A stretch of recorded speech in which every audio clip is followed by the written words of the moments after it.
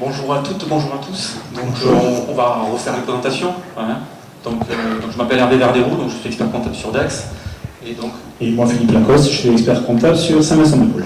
Donc nous avons décidé non pas de vous faire un spectacle, mais de vous présenter un diaporama sur la location meublée.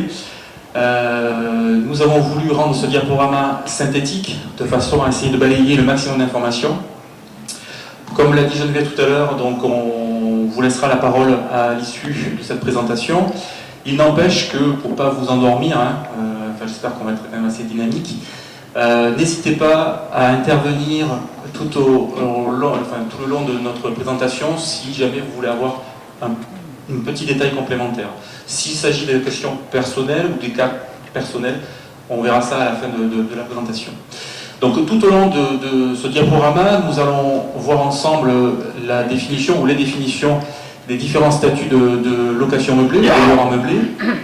Nous verrons tout ce qui est formalité administrative, le contrat de location, qui est un formalisme indispensable à respecter, les litiges, si jamais ils se présentent à vous, parce que malheureusement, on n'est pas à l'abri. Les régimes fiscaux, donc ça c'est plutôt notre fonds de commerce, je dirais, donc ça on maîtrise un peu mieux, avec bien sûr la fiscalité impôt sur le revenu, les autres impôts, puisqu'il n'y a pas que l'impôt sur le revenu, vous êtes soumis à une autre fiscalité, et enfin donc les organismes qui sont à votre service, donc là on listera les coordonnées de ces entités. Au niveau des définitions, là je vais juste récupérer une petite note parce que je ne l'ai pas forcément en tête. Alors, il existe plusieurs types de location, mais l'administration fiscale aime bien donner sa propre définition de l'activité meublée, et je vais vous la lire, puisque c'est important de pouvoir se positionner par rapport à tout ça. À savoir que l'administration prévoit que la location d'un immeuble d'habitation est regardée comme une location meublée lorsque les meubles loués confèrent à ce dernier un minimum d'habitabilité. Donc ce qui veut dire que le fait de mettre une table dans un appartement ne suffit pas à être qualifié de loueur en meublé. Bien sûr, il faut qu'il y ait un minimum pour que le locataire puisse occuper ses locaux. Il y a aussi un élément important à souligner, il s'agit donc de la récurrence de la location, puisque si vous êtes amené à louer extrêmement ponctuellement un bien meublé, vous n'êtes pas forcément qualifié de loueur en meublé. Et il y a une instruction qui date du 23 mars 2007 qui prévoit que dans le cadre d'une location ponctuelle d'un immeuble, les revenus que vous pouvez en tirer sont constitutifs de revenus fonciers. Et donc vous n'êtes pas en qualification de revenus de location meublée. Voilà. Et également, si vous êtes amené à louer quelques jours par an un bien meublé, mais que cette location quelques jours par an est récurrente, revient tous les ans, auquel cas, cette récurrence-là fait que vous êtes qualifié de loueur en meublé. Voilà. Donc, au niveau des différents types de location, vous avez la location meublée à titre de résidence principale, donc le locataire qui va occuper cette location meublée va se domicilier et cette location-là sera considérée comme une résidence principale au vu de l'administration fiscale, et de l'administration tout court. Également la location à titre de résidence secondaire ou pour séjour, donc c'est location ponctuelle mais récurrente. Les chambres d'hôtes, donc il s'agit des chambres situées chez l'habitant, quelle que soit la durée ou le mode de location. Vous avez la location saisonnière, que vous connaissez particulièrement, donc avec, ici, précisé une durée maximale non renouvelable de 90 jours, soit 12 semaines par an. Et le meublé de tourisme, où donc là on y reviendra sur cette définition, puisque ça a une importance fiscale, où là il s'agit d'une location saisonnière avec un immeuble dit classé ou labellisé. Voilà. Je vais laisser la parole à Philippe pour tout ce qui est obligation administrative. Voilà, donc première étape, quand vous décidez de louer un bien, les premières obligations que vous avez sont en fait de faire une déclaration de début d'activité. Donc cette déclaration, elle va se passer auprès du centre des formalités de la chambre de commerce ou auprès des impôts, par un document qu'on appelle P0I, parce que c'est le nom qu'a donné l'administration. Et en fait, cette déclaration, elle est à effectuer auprès de ces centres dans les 15 jours du début d'activité. Et c'est une obligation. Et cette déclaration va permettre à la fois d'obtenir un numéro SIRET Donc un numéro d'immatriculation, comme tout commerçant. On verra que ça a un impact en particulier si vous voulez accepter des chèques vacances, par exemple. Et puis ça permet d'être reconnu du service des impôts, parce que malheureusement, effectivement, il faut bien se dire que des impôts, il y en aura payé. Et donc ça permet d'avoir cette immatriculation là-dessus. Donc première obligation, elle est à ce niveau-là. Juste préciser que le numéro SIRET, c'est pas une sanction, hein. C'est juste. Non, c'est une immatriculation. C'est une immatriculation, tout simplement. C'est juste un numéro. Ne vous inquiétez pas, les impôts vous connaissent quand même. Hein. Oui. Mais bon, il faut mieux que ce soit vous qui l'ayez dit que eux qui le découvrent. Non, c'est juste ce numéro d'email. Il y a une dame qui se pose une Moi, question. l'activité, j'ai démarré en 2006. J'ai été donc. Les impôts, je les ai toujours déclarés. Je n'avais pas de numéro. Mais sur la déclaration par Internet, il y a marqué non obligatoire. Donc, mais les impôts m'ont écrit pour que j'aille donc à la chambre de commerce prendre un numéro. Donc, j'ai décidé d'aller faire la déclaration normale. Ensuite, suite à ça, j'ai reçu un document de transmission. Je n'ai jamais reçu depuis 1 an et demi le numéro officiel. J'ai reçu simplement la fiche de transmission. Point. Et depuis, rien. Fiche de transmission aux impôts. Je l'ai connu les impôts, mais je n'ai pas de numéro de SIRET. Quand j'ai essayé de rentrer mon numéro de SIRET sur la déclaration d'impôt, on m'a dit non valide. Étonnant. Mais peut-être quelque part, mais c'est non. C'est surprenant. Ouais, parce que, en plus, en passant par la CCI, effectivement, s'il y a la fiche de transmission, normalement, elle est complète. Moi j'ai des gens, effectivement, qui, même pour un truc, ont le numéro. Mais peut-être. Alors, moi, j'ai rien fait de plus. Hein. J'estime qu'un an et demi après, s'ils veulent. Vous avez un peu d'obligation, après, effectivement. Après, on l'a dit, c'est un numéro d'immatriculation, c'est pas une sanction, c'est pas quelque chose qui entraîne une taxation. Donc c'est vrai que c'est un petit peu dommage. C'est surtout dommage si demain vous deviez accepter des chèques vacances, parce que pour ça, il faut un numéro SIRET. Après, sur le reste, ça n'a pas une importance colossale quand même. Par contre, à terme, ça va être pour la déclaration d'impôt sur Internet. Pour l'instant, c'est pas obligatoire d'avoir un numéro SIRET, mais ça va le devenir. Ça peut le devenir. Voilà. Non, parce que pour Internet, à l'actuel, sur Internet, ça fait des années que je passe par Internet. Dans la case numéro de SIRET, comme je n'ai pas pu le rentrer une fois de plus cette année, puisque c'est la première année que je voulais le mettre, ils vous répondent bien non obligatoire. Pour l'instant, c'est ce que je veux dire, c'est pour l'instant. Pour l'instant, mais comme aujourd'hui, ça va le devenir. On a entendu qu'ils veulent obliger les gens à passer effectivement par Internet, ce qui est déjà le cas pour les professionnels. On peut penser qu'à un moment ou à un autre, le fait qu'il n'y ait pas le numéro bloquera. Voilà, quand, on ne sait pas, mais ça peut bloquer. Mais alors, qu'est-ce qu'on fait si vous ne l'envoyez pas? À un moment donné, il faudra la réclamer. Il faudra revenir vers eux. Il faudra pas le choix.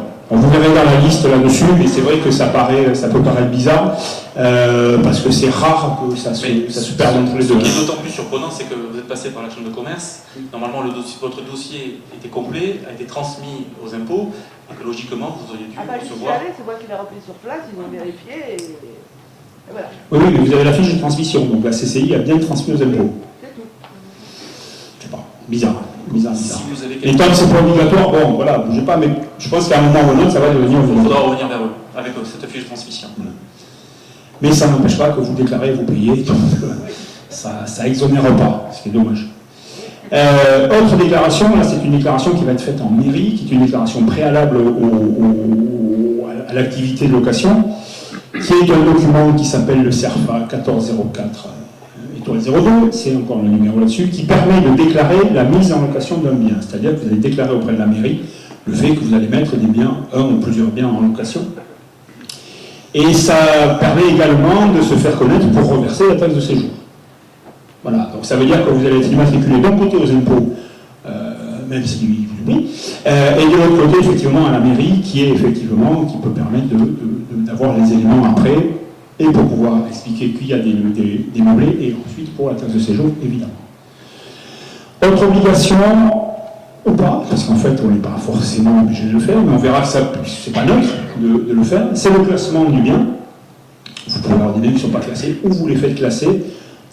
Je ne vais pas moi rentrer là-dedans, mais qui peut être. Alors ça peut être imposé par l'organisme de promotion. Voilà, on peut dire, ah ben tiens, moi je prends votre bien sur mon site que s'il est classé, par exemple. Parce qu'on pourrait décider de promouvoir que ces éléments-là. Et surtout, on anticipe un peu sur ce qu'on dira tout à l'heure, c'est que le fait qu'on soit classé permet un abattement fiscal supplémentaire. C'est-à-dire qu'on paie moins d'impôts quand on est classé que quand on ne l'est pas.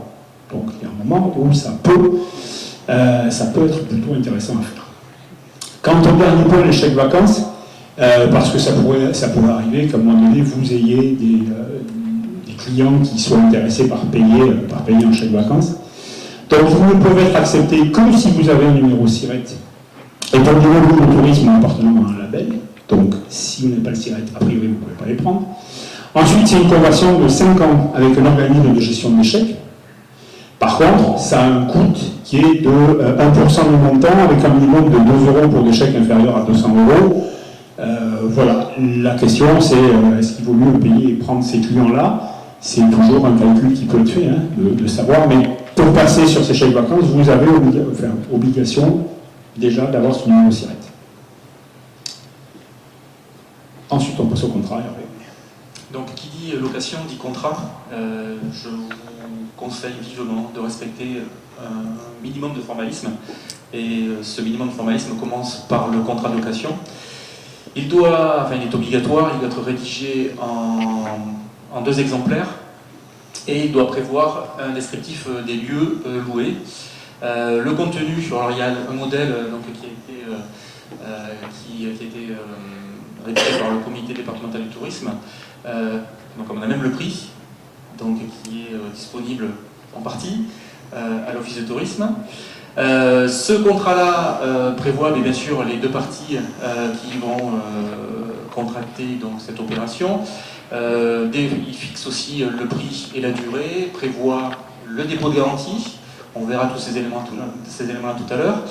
Définit s'il y a un versement d'art ou d'acompte, donc là aussi une précision qu'il convient de bien préciser et de bien appréhender, et également de joindre un état descriptif détaillé pour prévenir de tout litige. Donc bien sûr il faut essayer d'anticiper et d'éviter au maximum les litiges qui pourraient arriver.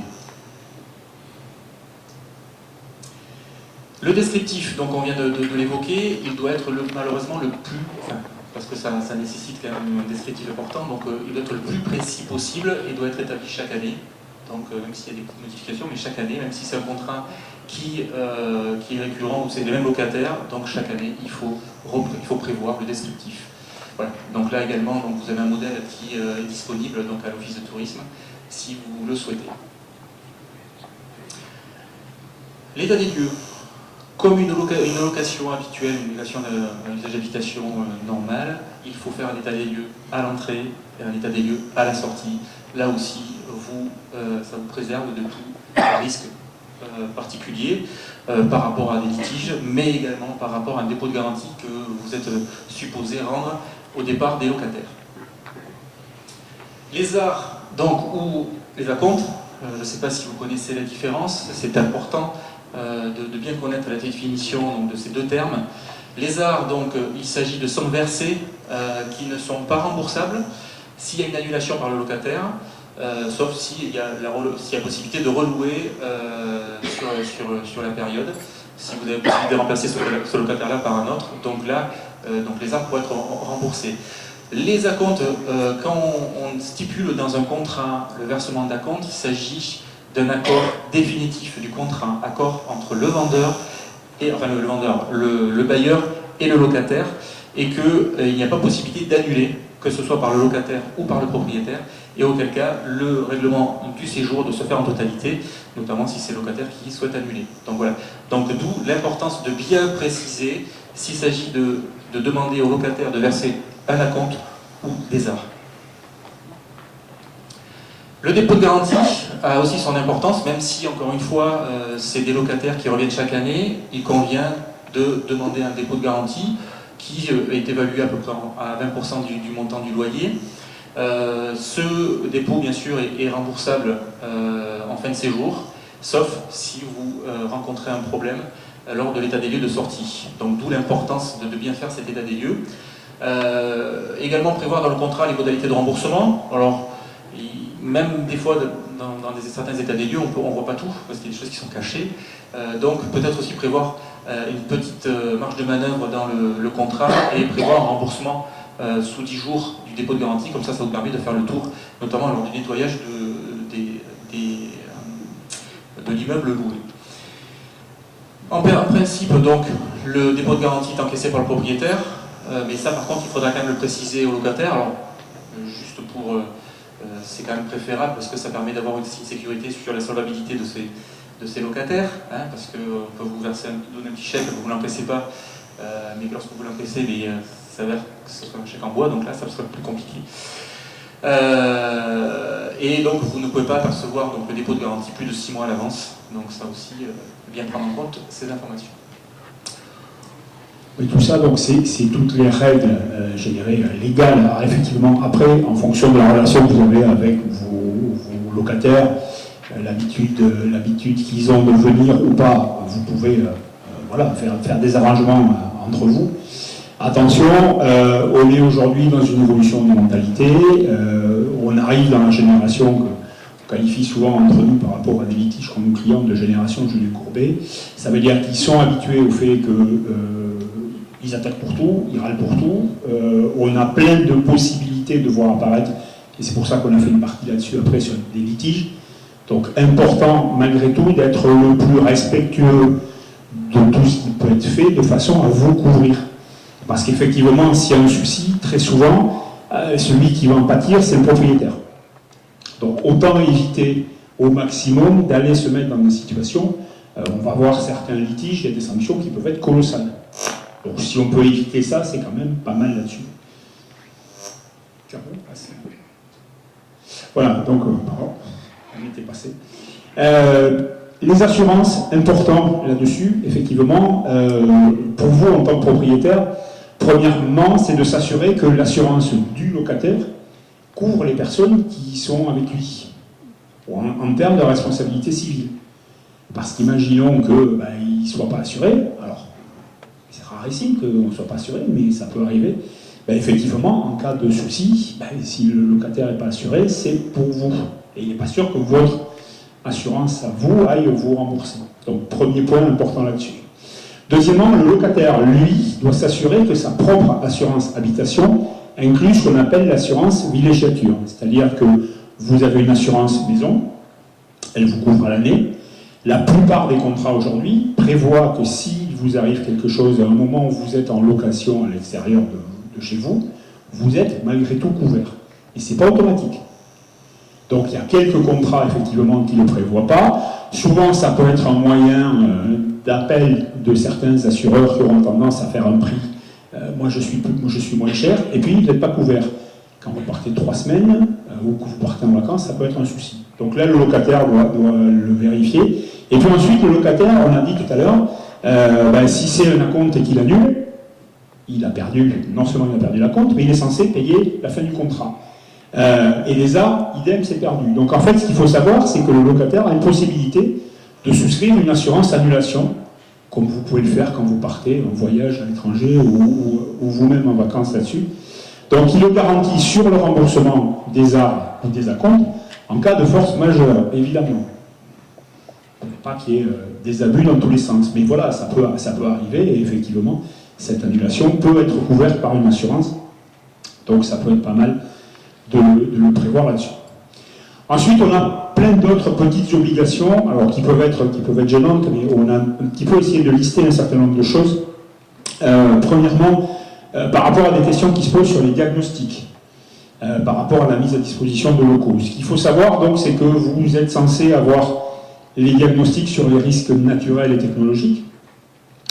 Bon, le risque d'exposition au plomb qui est obligatoire si l'immeuble date d'avant 1949. Et par contre, on n'a pas à fournir aux locataires de diagnostic performance énergétique, tout simplement parce qu'il ne reste pas très longtemps et qu'en plus, c'est l'énergie, c'est vous qui la payez. Donc effectivement, ce n'est pas un gros problème là-dessus.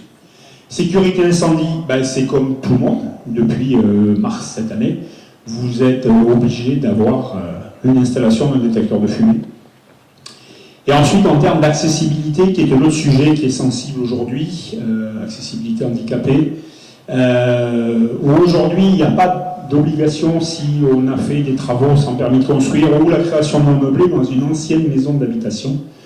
Par contre, sur un certain nombre de nouveaux locaux aujourd'hui, en particulier si on a des locaux dans des résidences neuves ou compagnie, on est censé avoir tous les éléments d'accessibilité, que ce soit à la fois pour les problèmes de mobilité, mais les problèmes de vue et les problèmes d'audition. Voilà. Il faut savoir que c'est plutôt compliqué et que Aujourd'hui, c'est un peu flou, mais ça va se renforcer là-dessus. Dernières obligations, l'entretien de l'équipement, tout ce qui est chauffage et électricité, c'est à votre charge à vous. Ça paraît évident, mais on le rappelle, parce que ça peut être quand même important. Pour le cas où il y aurait une piscine, rappelons qu'on a une obligation en matière de dispositifs de sécurité, ça veut dire alarme, ça veut dire volet roulant, ça veut dire quelque chose en fait qui empêche les gens de tomber dans l'eau et de se noyer là-dessus. Ouais, surtout au niveau des enfants, puisque cet été donc, il y a eu un drame en Dordogne, et notamment donc, dans un gîte, où un enfant s'est noyé, et bien sûr la police, lorsqu'elle fait l'enquête, elle a essayé de savoir pour quelle raison l'enfant s'était noyé, mais cherchait vraiment le fautif, puisque la piscine venait juste d'être finie de construire, donc juste avant la location, et que c'est important donc d'avoir des dispositifs de sécurité, et d'être en règle, parce que là c'est votre responsabilité pénale qui est engagée. Voilà, c'est vrai qu'on sait, l'alarme ça couine fort, donc on connaît un paquet de piscines où on a l'alarme, mais on n'a pas les piles dedans. Bon. Après, effectivement, plus il y a de gens qui peuvent venir avec des enfants, attention, les problèmes de barrière, bon, c'est important. En ce qui concerne les animaux, ils peuvent être interdits uniquement dans les meublés de tourisme. Donc on l'a dit, on est reparti sur la définition tout à l'heure. Et dans les autres meublés, on ne peut interdire que les chiens d'attaque. C'est-à-dire qu'un client qui arrive avec un boa, vous n'avez pas le droit de refuser le boa. Bon, ce serait bien de savoir avant qu'ils vont venir avec un boa ou un piton de 3 mètres, mais c'est voilà, important à savoir là-dessus. Et puis en fait, en dernier lieu, en termes de copropriété, donc quand vous êtes sur propriétaire d'un meublé qui peut être dans une résidence, il n'y a aucune obligation dans les parties privatives. Le règlement de copropriété qui existe ne porte que sur les parties qu'on appelle communes, donc les halls, ascenseurs, escaliers, etc. Et par contre, toujours vérifier le règlement de copropriété, en particulier si vous achetez un bien que vous destinez à la location, en particulier en matière de nuisance, juste pour vérifier qu'il n'y ait pas une clause aberrante en termes de pas de bruit après 21h ou interdiction de rentrer un certain nombre de choses, etc. Donc bien vérifier avant, ce qui permet d'éviter les litiges après. Et les litiges au-delà.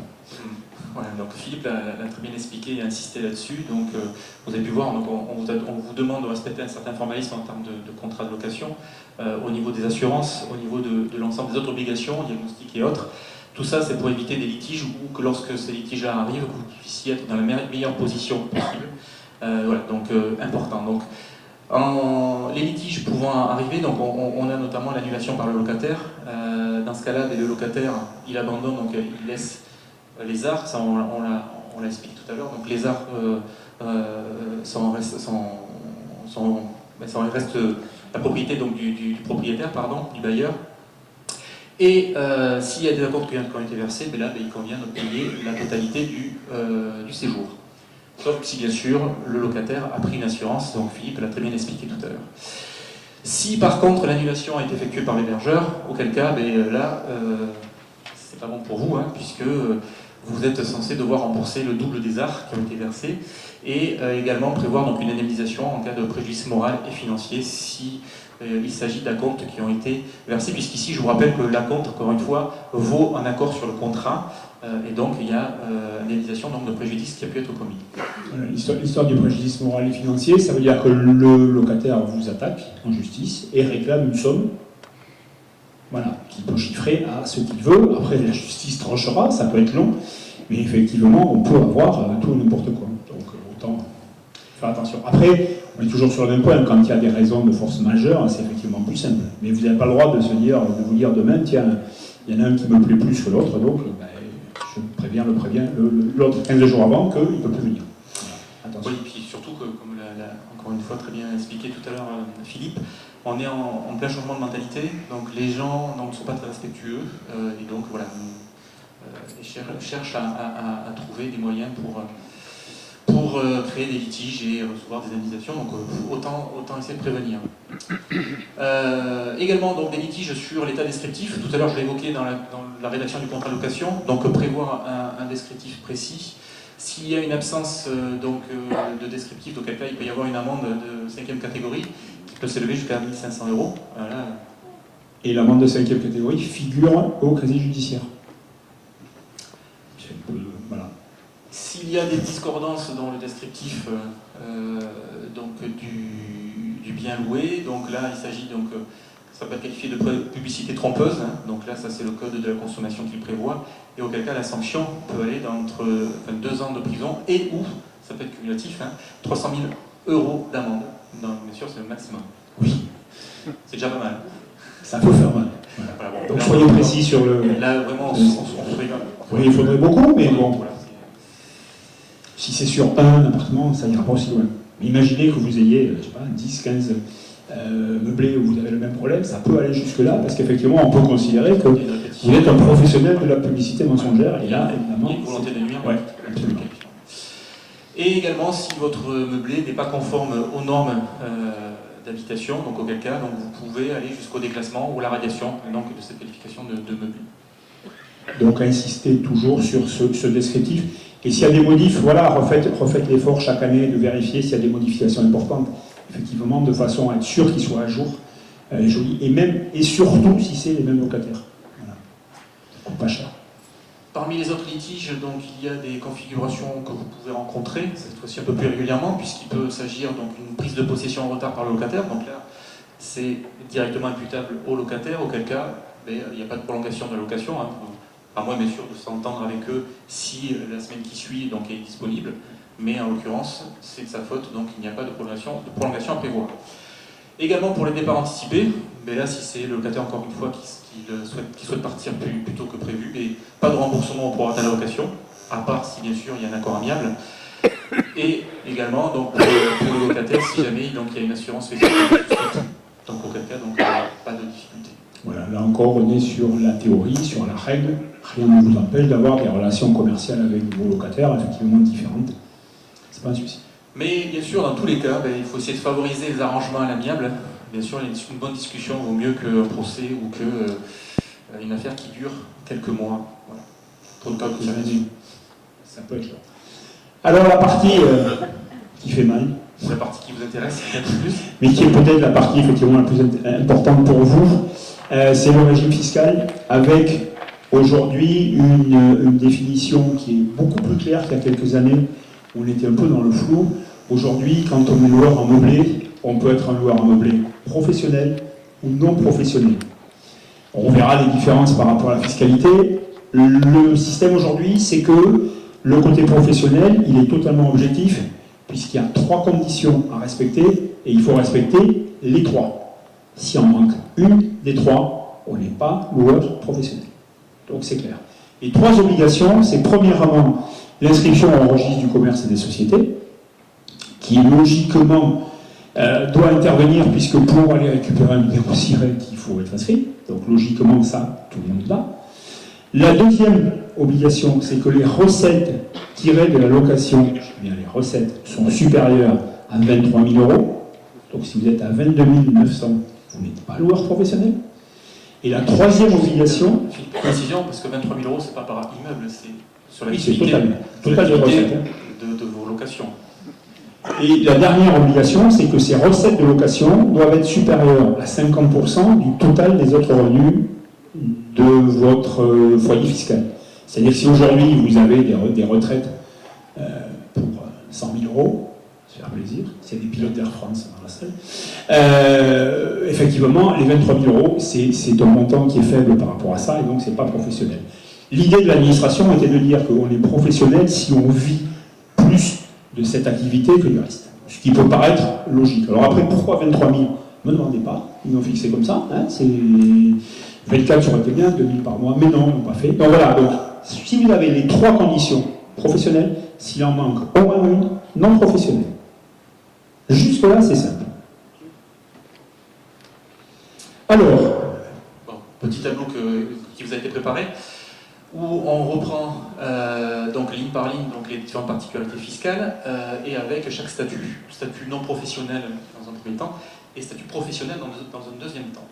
Alors, en termes de régime fiscal, vous pouvez, selon bien sûr le montant des locations que vous réalisez, être en micro ou au réel, c'est-à-dire déclarer vos revenus soit en fonction d'un chiffre d'affaires, enfin d'un montant total de location que vous réalisez, sur lequel va être calculé un abattement que l'administration fiscale a défini. Hein. Donc on est sur du 50% pour des locations meublées standard classiques, et on peut aller jusqu'à 71% d'abattement pour des locations meublées dites de tourisme ou labellisées, oui, ou des gîtes ruraux. Voilà. Donc le classement, c'est 21% d'abattement de plus.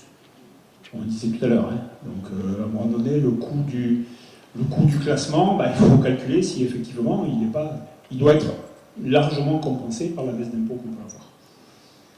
On verra après hein, la différence entre micro et réel, on montrera. Et là-dessus, il n'y a pas de différence.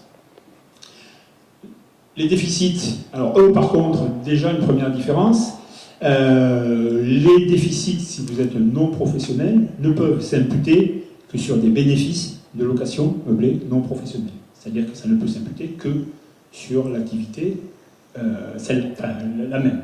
Par contre, si on est professionnel, ça s'impute sur l'ensemble des revenus, c'est-à-dire que le déficit vient s'imputer sur les retraites, sur des salaires, sur des revenus mobiliers, et donc permet de récupérer a priori plus vite le déficit que si on était dans le cas de l'activité non professionnelle.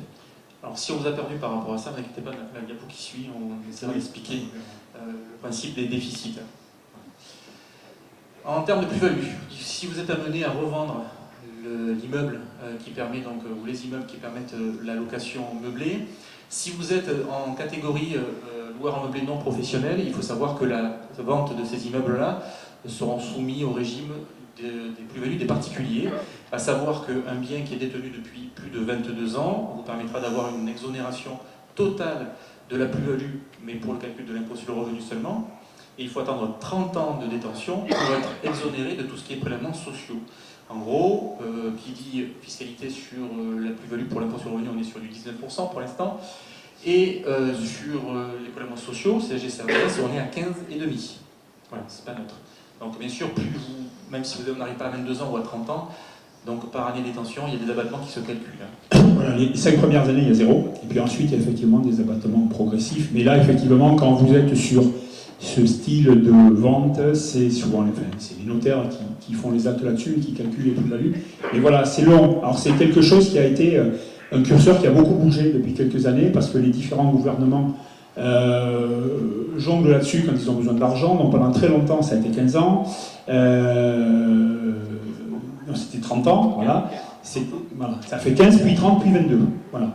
Donc peut-être que dans 2 ans, on remettra, parce que si, voilà, qui dit nouveau président, dit nouveau taux, et c'est souvent là-dessus que ça joue. Donc aujourd'hui, on a déconnecté l'impôt et les prélèvements sociaux à 22 et 30 ans, alors qu'avant, c'était global. Bon, point important là-dessus. Donc sur les vieux immeubles, ça va, sur les plus récents, c'est un autre problème.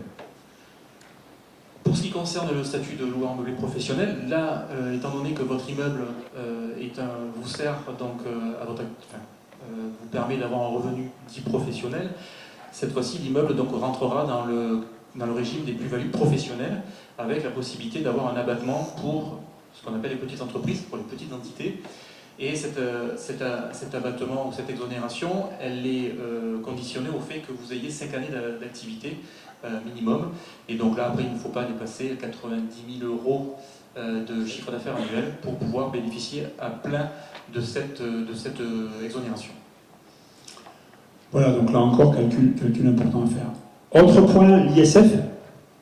En matière d'ISF, les biens professionnels ne sont pas soumis à l'ISF.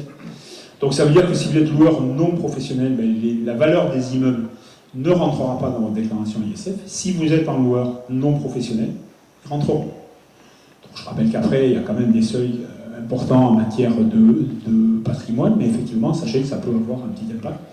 Même si, je vous expliquais tout à l'heure qu'on ne peut pas décider d'être professionnel ou non professionnel, donc souvent, il faut subir ce problème-là.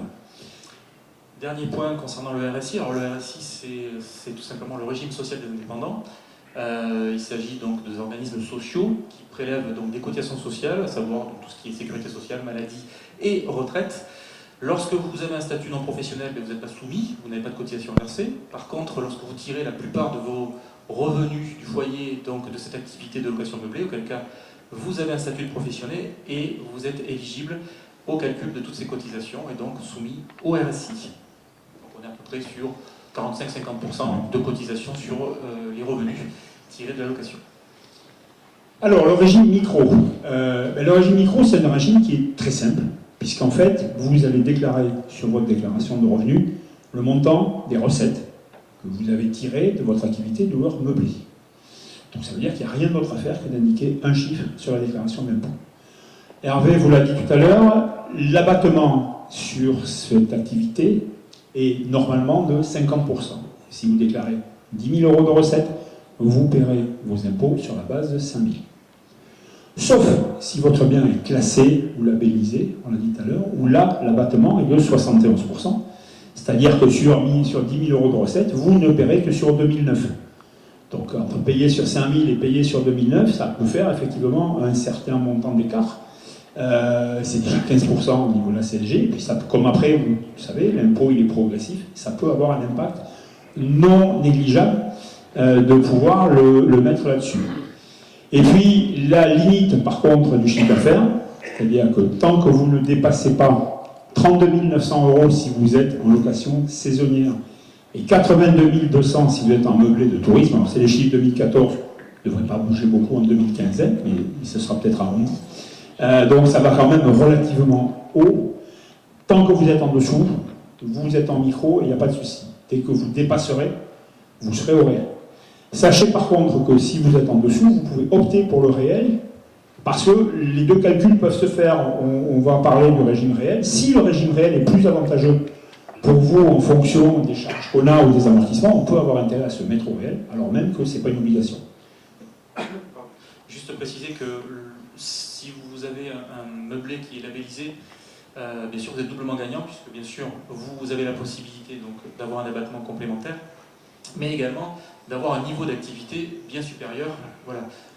Vous êtes gagnant, pas nous, parce que ça veut dire que si vous êtes au réel, vous venez nous voir, alors qu'au micro, vous ne venez pas. Voilà.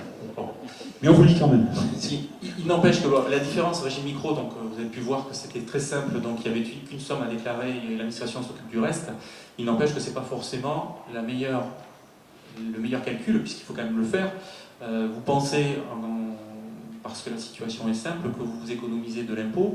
Pas forcément. Donc il faut quand même, par mesure de prudence, faire un petit calcul, donc faire quelques additions et quelques soustractions, et notamment voir si le régime du réel, qui est possible sur option, même si vous ne dépassez pas tous ces chiffres-là, et de voir si les loyers que vous encaissez, moins tous les frais et charges liés à cette activité de location meublée, mais quelles que soient ces dépenses-là, donc il faut les prendre en compte, et également tenir compte des amortissements. Alors ça c'est un terme purement comptable, puisque ici il s'agit tout simplement de prendre la valeur de votre immeuble, de l'amortir, c'est-à-dire de l'étaler sur une période qui est à peu près de 30 années, entre 30 et 40 ans, et de prendre un 30e ou un 40e de cette valeur-là et de l'inclure dans les charges. Voilà. Donc ça c'est des calculs, voilà, effectivement on peut par moment, on peut venir nous voir et qu'on voit ça. À 71% d'abattement, on peut penser que la plupart du temps, il n'y a pas de calcul à faire. À 50% d'abattement, si vous avez un immeuble qui est récent, donc qui rentrerait encore dans cette base d'amortissement, et que vous ayez des emprunts dessus, c'est-à-dire que vous payez des intérêts d'emprunt, peut-être qu'il peut y avoir un intérêt à se mettre au réel. Et on peut souvent avoir un intérêt à être au réel au démarrage, parce qu'effectivement, on va avoir un peu plus de frais là-dessus, et après, repasser éventuellement le jour où il n'y a plus d'intérêt d'emprunt ou le jour où l'immeuble est amorti, peut-être passer à autre chose. Et voilà, c'est des choses qu'il faut tenir en compte. Si le bien est classé, franchement, ça me paraît très étonnant que le réel soit plus avantageux. Entre nous. Je vous invite quand même à faire un petit calcul rapide pour voir. Voilà. Donc ce qui veut dire que si vous optez pour le régime du réel, ça nécessite bien sûr d'avoir une tenue de votre comptabilité complète pour pouvoir faire les calculs et déclarer les bonnes sommes. Alors, il n'y a pas que l'impôt sur le revenu, on l'a vu tout à l'heure, donc il y a d'autres impôts, la TVA. Oui. Donc là, généralement, donc, votre activité n'est pas soumise à TVA. Pour que vous puissiez être soumis à TVA, il faudrait que vous réalisiez une activité hôtelière, pour être simple. Hein. Donc voilà, toutes les prestations qui sont liées à l'hôtellerie, généralement vous faites quelques activités peut-être complémentaires, mais qui pourraient être assujetties à part, mais dans la plupart des cas, donc il n'y a pas d'assujettissement à la TVA. L'intérêt de faire cette prestation et éventuellement de soumettre à TVA, ça permet de récupérer la TVA que vous auriez sur des travaux, donc la plupart du temps sur le type d'activité que vous avez. A priori, on n'a pas de souci. Si vous êtes en micro, il n'y a pas de TVA. Point. Il n'y a pas d'option possible. Micro, pas de TVA. La taxe d'habitation. Alors, la taxe d'habitation, elle est exonérée, logiquement, si vous payez une CFE, c'est-à-dire une contribution foncière des entreprises, qui est un impôt dû par les entreprises.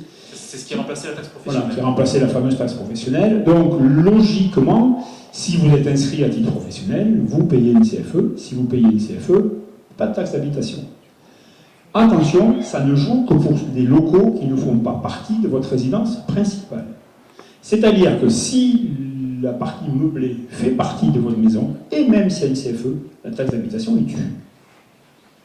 Donc, tout simplement pour une raison simple, c'est que l'administration taxe un bien et elle ne taxe pas une partie d'un bien. Voilà. Donc un appartement situé loin de chez vous, il est à part, une partie de votre maison, c'est votre maison, et donc ça joue pas.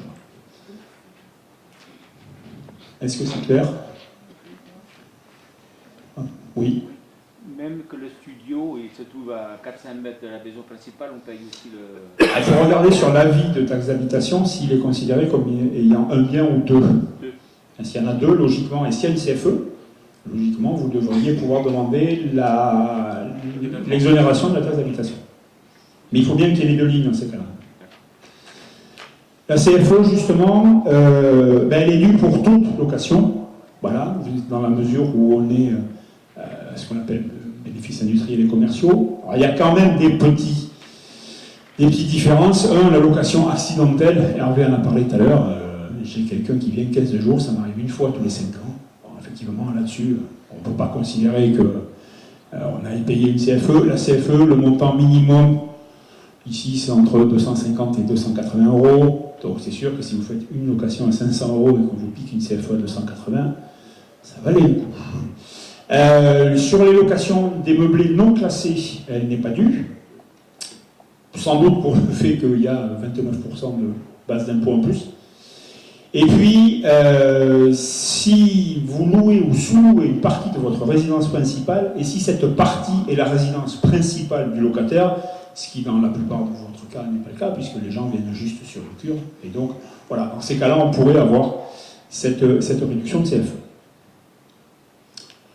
Et puis la taxe de séjour, alors on va juste en dire un mot, et puis après, je sais qu'il y a des questions dessus, et là, on a des gens en particulier de la mairie qui vous répondront mieux que moi, Hervé peut-être. Donc la taxe de séjour, elle est due par le locataire à la commune, même si en fait c'est vous qui êtes le percepteur sur ce coup-là, qui percevez et qui reversez à la commune.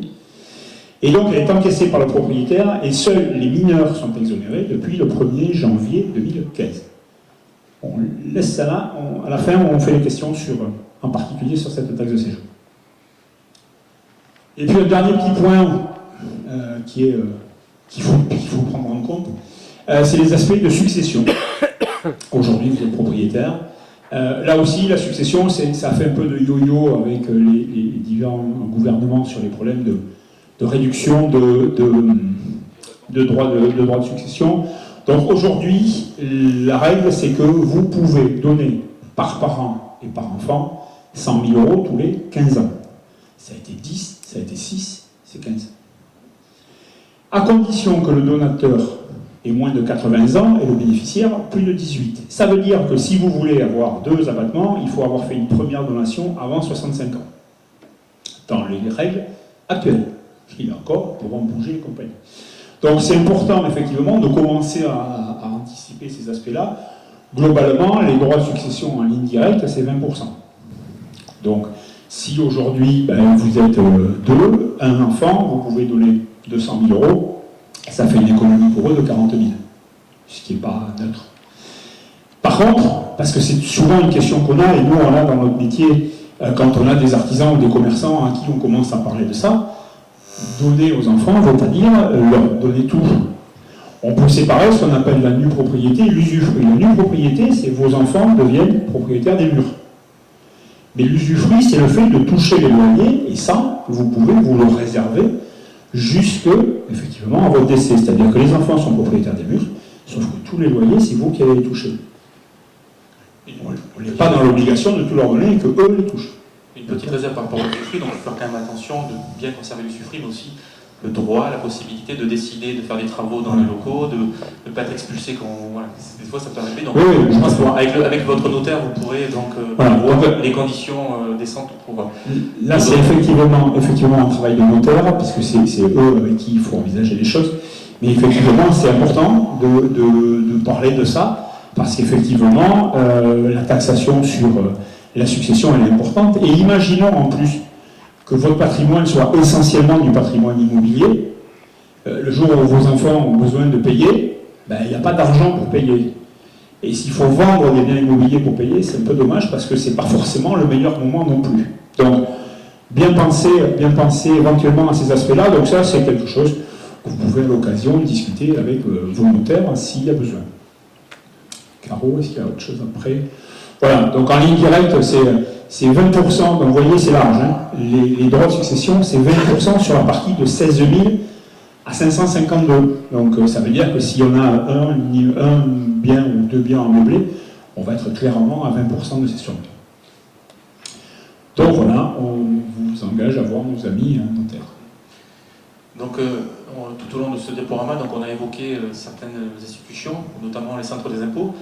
Madame, je vous invite éventuellement à venir les voir. Hein. Mais bon, n'empêche que si vous avez des questions, n'hésitez pas à les appeler, même si je sais que c'est un petit peu difficile de les avoir au téléphone. Voilà, donc... Il faut appeler de 10h10 à 10h15. Voilà, ça marche. Vous avez également le greffe du tribunal de commerce, que vous pouvez consulter pour des questions particulières sur les inscriptions notamment, et donc la chambre de commerce, et puis bien sûr la mairie de Saint-Paul, mais là ça concerne la taxe de séjour. Voilà.